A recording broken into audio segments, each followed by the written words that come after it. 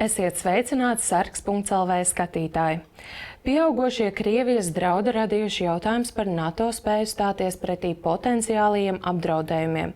Atbilde uz šiem jautājumiem, protams, meklējama NATO aizsardzības plānos, kas paredz nodrošināt kolektīvo drošību visām dalībvalstīm.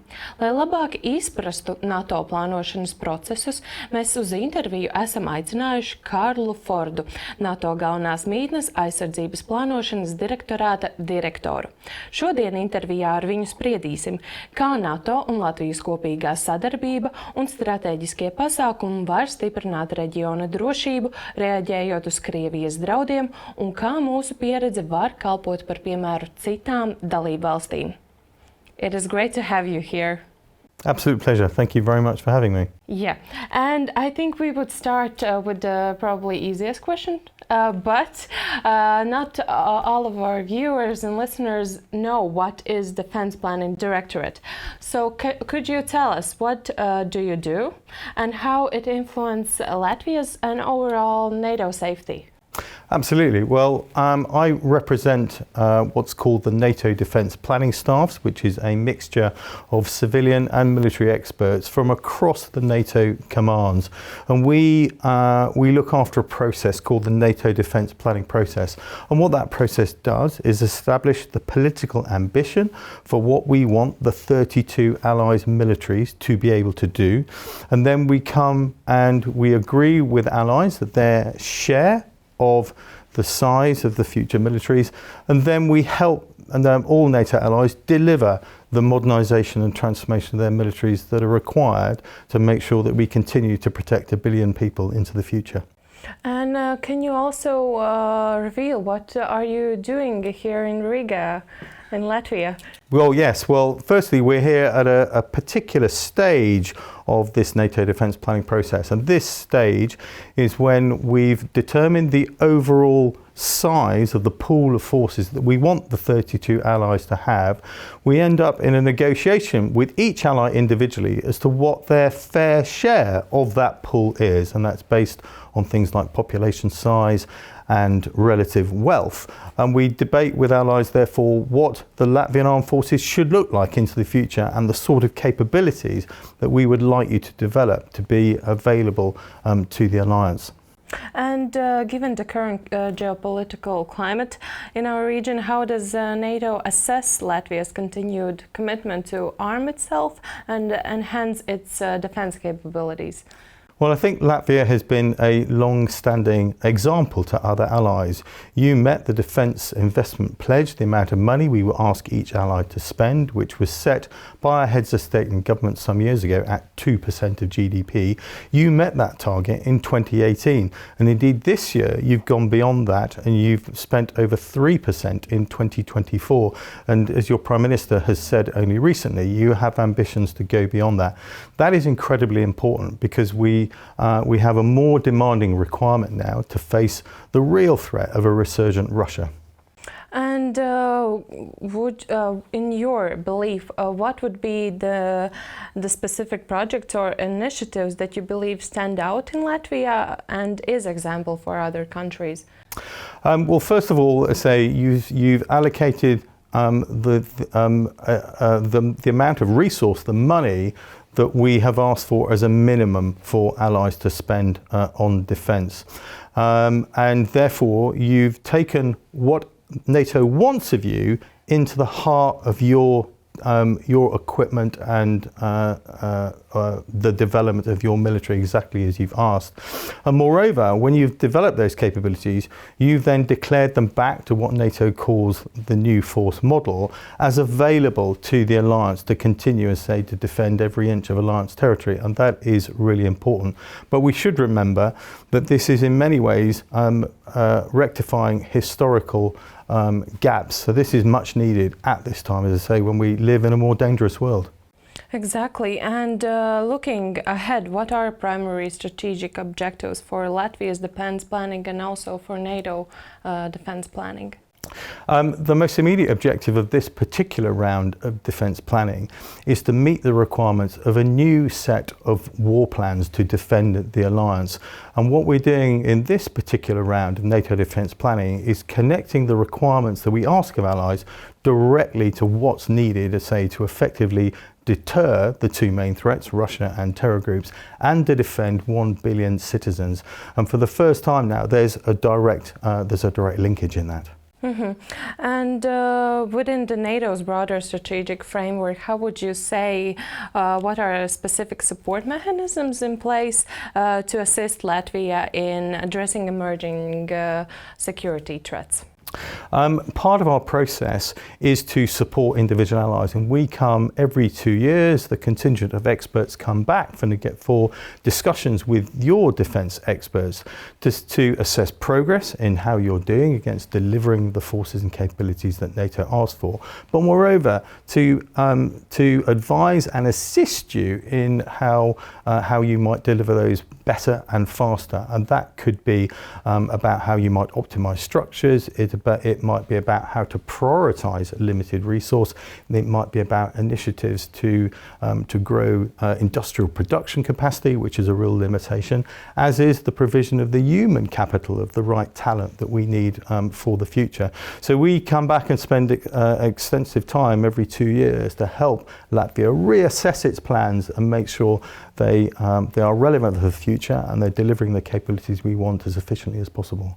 So you would say that there are two main objectives we should, as Latvia, focus. Are there any more? You said human resource. What else?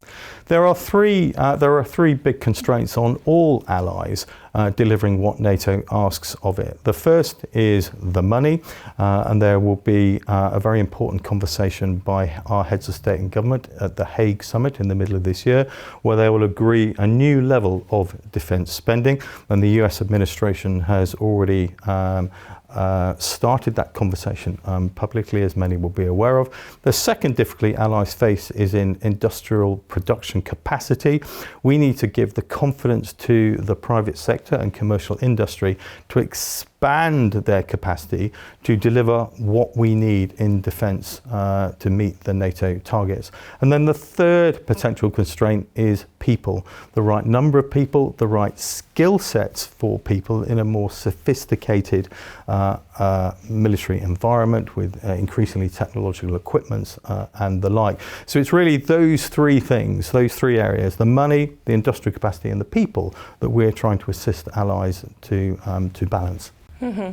And how important is innovation and technology in contemporary military planning? Innovation is extremely important, and you only have to look at what's going on in Ukraine, which has been an accelerant for modern warfare. So you can look at that and immediately see the impact of new technologies. But that said, there are no panacea to all our problems. And as we look to the size and shape and composition of the future force, we see it as a combination of traditional capabilities such as tanks, infantry, artillery, but combined with new innovative technologies, for example, drones, counter-drones, uncrewed vehicles at sea, on land, on wherever. So it's about the right balance and combination of these capabilities to ensure that we maintain the edge into the future. And how would you say are we successful implementing these new technologies? We are, and we need to develop that success. They are part of the description of the capabilities that we ask of allies and the capabilities we're negotiating here today with Latvia. We offer a vision out to 19 years as to what those capabilities might be. And so we want to encourage individual allies to be creative. We want to encourage individual allies to look for innovative solutions to the sort of capabilities we want on the battlefield of the future. And we know Latvia is a leader in drone coalition. How would you value that? Hugely important. I mean, drones are undoubtedly an enduring element of that capability mix. As we see in Ukraine, the technology is advancing at real pace. Some of the traditional approaches to military procurement are really outdated into the future. We need to be far more agile and far more adaptive with how we develop our technologies, particularly our software and the way we harness data. So what Latvia is doing in leading that coalition, that group of allies, is hugely important to how the alliance thinks about the future force mix. And given the changing tides in the NATO, as you know, the President of the United States and probably upcoming peace plan between Ukraine and Russia, how this would influence our defense planning process and defense plans of NATO itself? Of course, we live in significant and historic times, and there are two reasons why Latvia and indeed all allies will need to do more into the future. The first is we need a more equitable burden share between America and the non-American allies. When you look at the proportion of our combined economies that America represents, they are spending a greater portion of that on defence. We need to, therefore, Europeans need to stand up and take more responsibility for the defence of Europe and our own backyard. And this is not a new conversation in the alliance, and indeed American administrations, both Democratic and Republican, have said this. What's new, of course, is that this administration has brought an urgency to this debate. And of course, America has its own national challenges now as it looks to the growing challenge of China and the Indo-Pacific. So the first thing we must do is I say, allow European allies to take greater responsibility. The second is that what we need for deterrence and defence against a Russia that's mobilised its war economy, that is rebuilding its military far faster than we had imagined, is that the requirement for forces to defend Europe in accordance with our new plans sees about a third more of capability required, as well as a greater proportion of that capability at higher readiness. And that means that it will absorb more resource for defence. And we absolutely acknowledge these are difficult conversations as governments work out where to source defence from. But I think we should remember that freedom is never guaranteed. It can only be protected. And what longer-term implications might this have on alliance deterrence and collective defence capabilities? How do you think?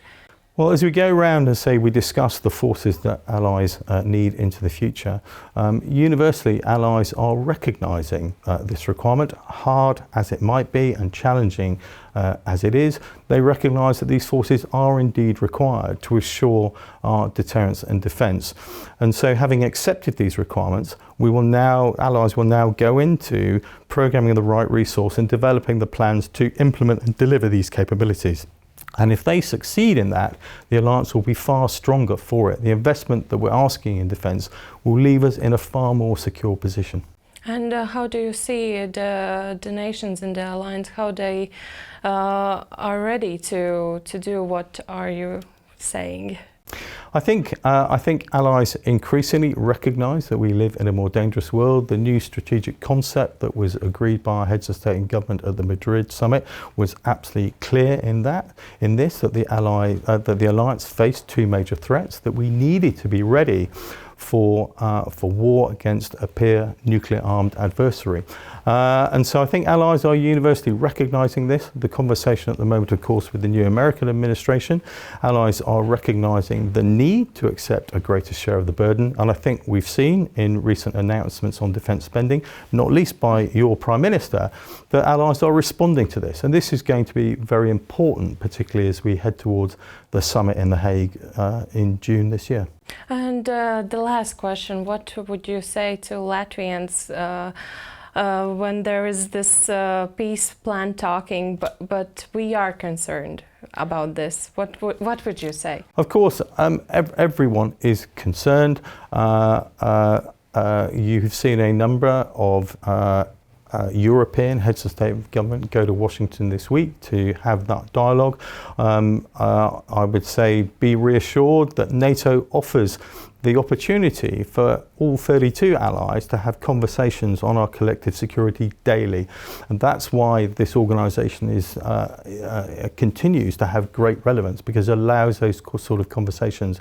And of course, we look forward and we expect a frank and honest dialogue, and to have faith really that amongst the 32, we will do the best for the 1 billion citizens that we're charged to protect. Thank you very much. Thank you, it's been a pleasure. Paldies, skatītāji, ka skatījāties un klausījāties. Tiekamies nākamajos ierakstos.